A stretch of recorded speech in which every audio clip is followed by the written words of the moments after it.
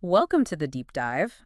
Thanks for joining us today. Great to be here. And thanks for sending over these sources. We're going to be digging into spending habits and how money impacts relationships, especially, it seems, for younger generations. Yeah, there's some really interesting stuff in there. So our mission today is basically to pull out the key insights from these articles.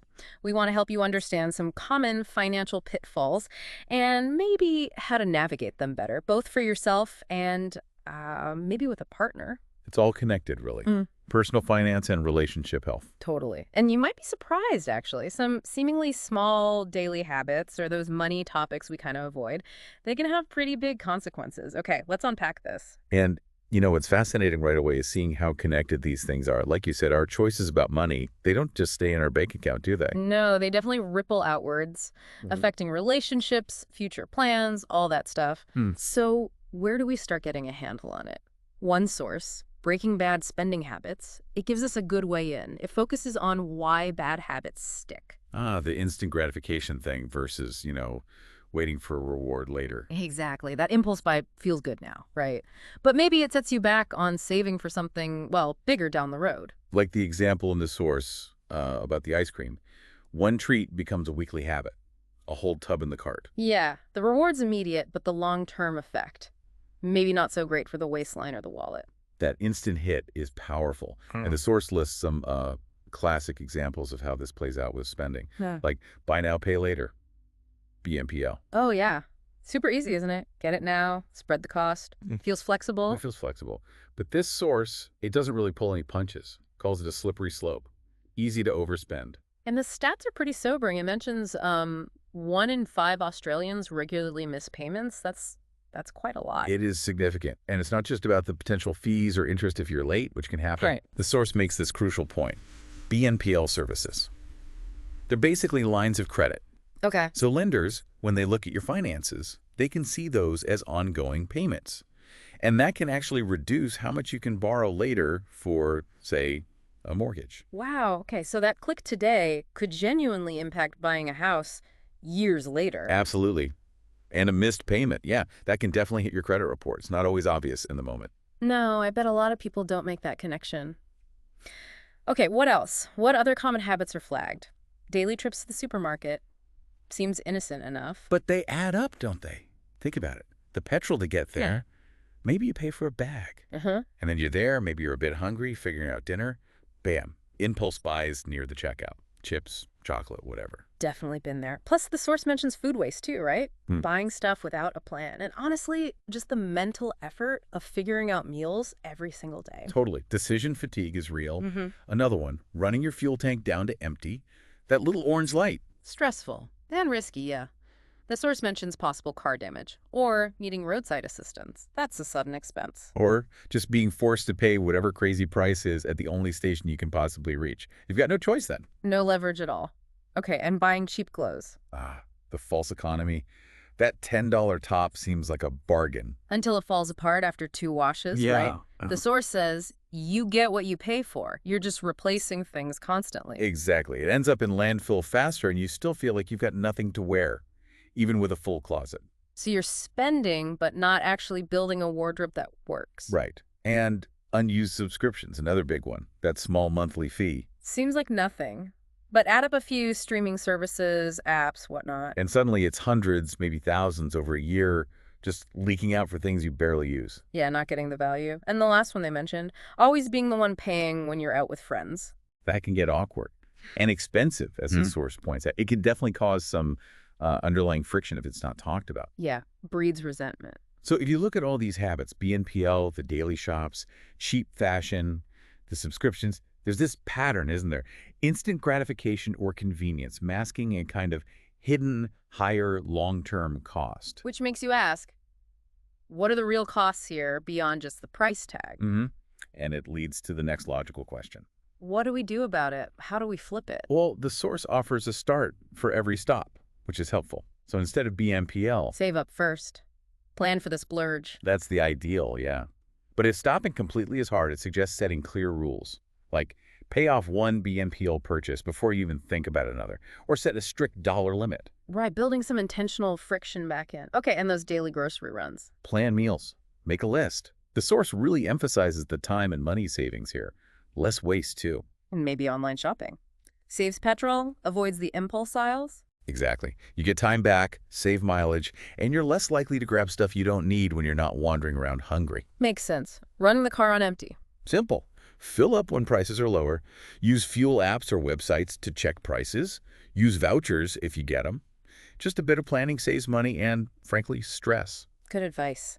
And ditching the cheap, disposable clothes. Invest in quality over quantity.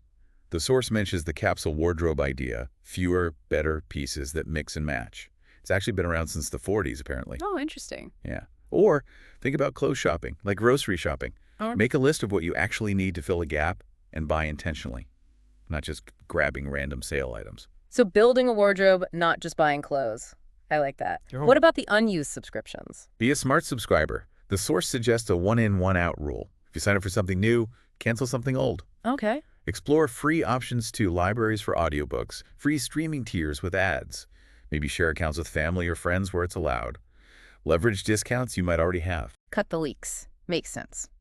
And finally, always being the one footing the bill. Remove the guilt around talking money. The source says just track it, especially if you're covering others often, and then have a calm chat about splitting things fairly. It might feel a bit awkward at first, maybe. Maybe, but it's crucial for healthy relationships, friendships included, setting those boundaries. Okay, so we've covered personal habits and fixes. Let's pivot now to the other source, money problems in relationships. Because this is where individual money stuff really meets someone else's money stuff. Absolutely. And the stats here are, frankly, quite striking. It says about a third of Gen Z and millennials have broken up over finances. A third. Wow, that's huge. It's not just a minor irritation then, it's a major relationship deal breaker for a lot of younger people. A definite line in the sand, it seems. And the frequency of arguments is high, too. Around 41–42% fight about money every month. Every month, that's constant tension. And for millennials, get this. The source says money is their biggest source of arguments, more than quality time, chores, even sex. Whoa, that really underscores how central financial harmony or disharmony is. It really goes. And the source lists specific things that cause these issues, these financial icks. Reckless spending is number one, for 17%. Okay, I can see that. What else? Hiding bank accounts or debts, that's 13%. Having a lot of debt is 11%. Then there's unwillingness to split costs or expecting one partner to pay for everything, that's 10%. Mm-hmm. Trust and fairness issues there. Exactly. Also, being financially dependent on parents or friends and being controlling about money, both cited by 9%. These aren't small disagreements. They hit core relationship values. Yeah, trust, fairness, independence. And a really key point the source makes is about timing. When do couples actually talk about this stuff? Apparently, many wait way too long. About a quarter to nearly a third think it's fine to wait until moving in together. Moving in? That seems late to be having the serious money talk for the first time. And some wait even longer. Up to 21% of Gen Z and 12% of millennials think waiting until engagement or marriage is okay. By then, your lives are so intertwined, legally and emotionally. Unpacking major financial differences then must be incredibly difficult. Hugely painful, potentially. So, connecting the dots. You need love, you need compatibility, sure, but this source makes it crystal clear.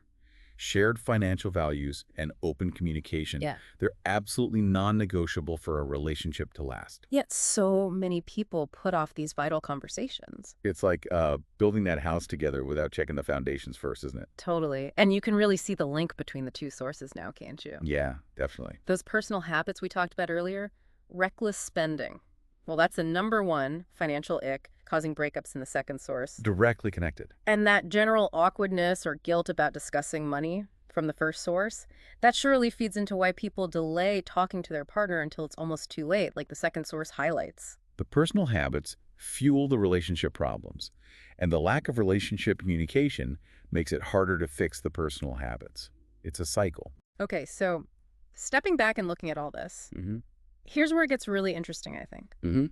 If these seemingly small, instant gratification habits, you know, the BNPL click, the top whatever, if they can add up to real financial stress for individuals. Right. And if money fights are actually ending relationships for a third of young adults, then why are we still sort of culturally so hesitant Why is it so hard to just look honestly at our own spending and then have open, transparent conversations about money with the people we're closest to? It's a huge barrier, that reluctance to talk. What might actually change for us personally and in our relationships if we just started having those conversations much, much earlier? That's the big question, isn't it? Well, thanks for joining us on this deep dive into these sources today. We've unpacked some common spending habits, looked at ways to build better ones, and seen the real impact money has on relationships. Yeah, hopefully some useful insights there. Hopefully it gives you some things to think about for your own finances and maybe sparks a helpful conversation or two. If you enjoyed the podcast, don't forget to hit that like button and subscribe and tap the bell so you never miss an upload. Got thoughts, questions, or spensy takes? Drop them in the comments. I'd love to hear what you think.